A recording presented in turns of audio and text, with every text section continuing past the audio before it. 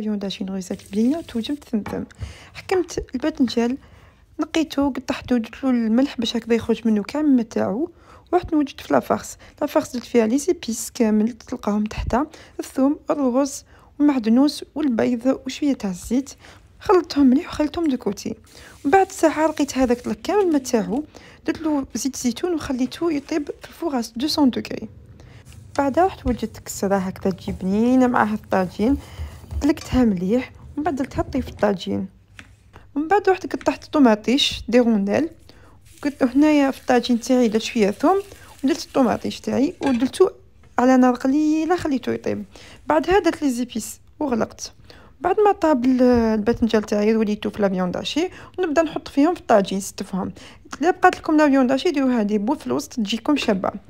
ومن بعد خليته يطيب واحد 10 دقائق على نار قليله، وكما راكم تشوفوا هكذا نبدلو شويه من لي غراتان